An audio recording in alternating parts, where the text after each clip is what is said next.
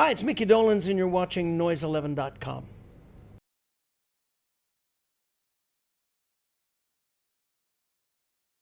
And we welcome Micky Dolenz to Noise11.com. Good to talk to you. Thank you. And I can't tell you how excited I was when I heard the Good Times album. You know, thank you. just hearing that for the very first time brought back so many memories because it actually sounded like the Monkees. Unbelievable. Yeah, right. Yeah, funny thing. Oh, I'm very, very, very pleased. Very, very pleased. Blessed. You know, we got just, I don't know, just lightning in a bottle. Just the right people at the right time and the right songs and the right everything, record company, it just all clicked. Going back into the archive and pulling out the Nilsson and the Carole Kings and then mixing them with, Death Cab For Cutie and Fountains of Wayne. And, Adam Schlesinger did an amazing job producing that. You know? Sounds like it was all recorded on the same day. I know, yeah, incredible. And Adam was involved with that movie, That Thing You Do. That Thing You Do, Yeah. I remember when that came out, that song, people said, you got to hear this song, it sounds like the Monkees. Yeah, and you bumped into Tom Hanks too, didn't he? Yeah, I was at a party once and he said, I made a movie about you. And I said, yeah, where's my check? Yeah, it's incredible. Just getting that amount of talent together on that one record, it's taken like 20 years though to pull that off. Yeah, the last album was about 20 years ago. Yeah. Was there discussions about doing things prior to that? Prior to Good Times? Yeah. Well, yeah, a couple of years ago when we knew the 50th anniversary was coming along, we just started talking about what we would do, what we could do, what we didn't want to do, what's possible. And fortunately, the record company went through some changes, and the new regime was very, very pro Monkees fans. And so they were very enthusiastic about doing something. And then we found those tracks that you mentioned, unfinished tracks, a lot of them, and found 4 or 5 that we thought would work. And then we got a hold of Adam Schlesinger, the A&R guy at the record company, and I met with him, and we got along great. And it was clear, obviously, I'd heard of Fountains of Wayne and knew about that, so I thought, boy, that's a great mix. And then they started reaching out to some of these groups. I'd heard of some. I've certainly had heard of Noel Gallagher and Paul Weller and Andy Partridge. And when I mentioned Death Cab For Cutie and Weezer to my daughter, she's like, "What? Are you kidding me?"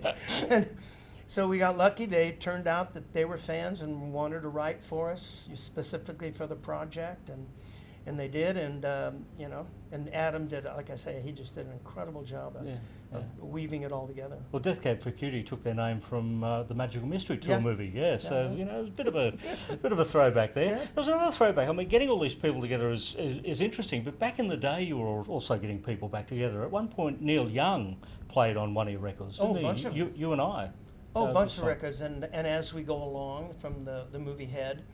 And we always were surrounded by incredible writers, Carole King and Jerry Goffin and Boyce and Hart and Harry Nilsson and Neil Sedaka, David Gates, because they were all part of the Brill Building.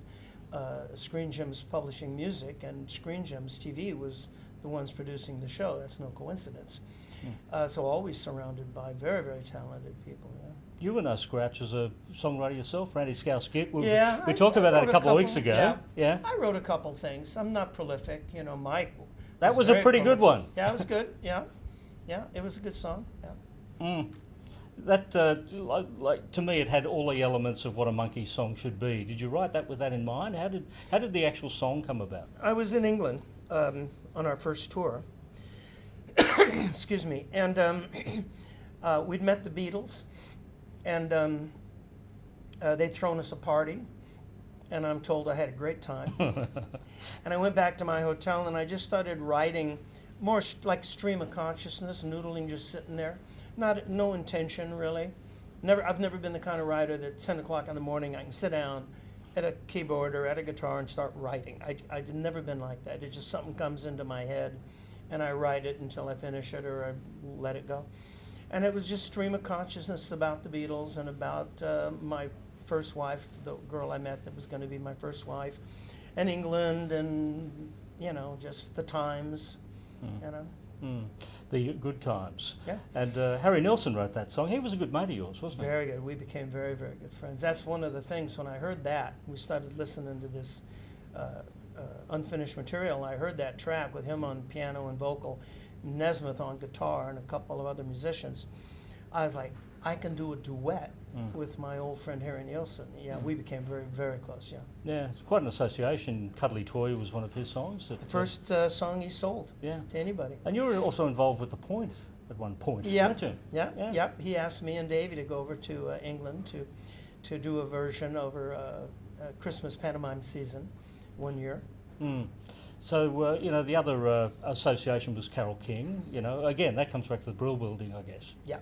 Her and her partner, Jerry Goffin. Yeah. They wrote some of the biggest hits and wonderful tunes. Yeah. Pleasant Valley Sunday, Sometime in the Morning. Yeah. We're seeing the 50th anniversary rollout at the moment. You're on tour, heading around the world. There's also the DVD series of the old shows back again. Yeah. And also these monkey characters, the little dolls, monkey dolls sort of pop back up again. There's quite a demand for something that you were doing 50 years ago. I know, it's bizarre. I was thinking the other day, the equivalent of this, I don't know if we talked about that over the phone, but the equivalent of this would be in 1966 when the Monkees were out and the Beatles and the Stones and the Beach Boys and everybody.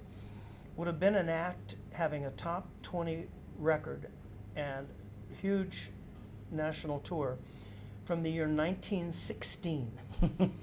Like Al Jolson or Enrico Caruso. It's true, isn't it? Yeah. 50 years later, having a top 20 record. The Beethoven World Tour. Yeah.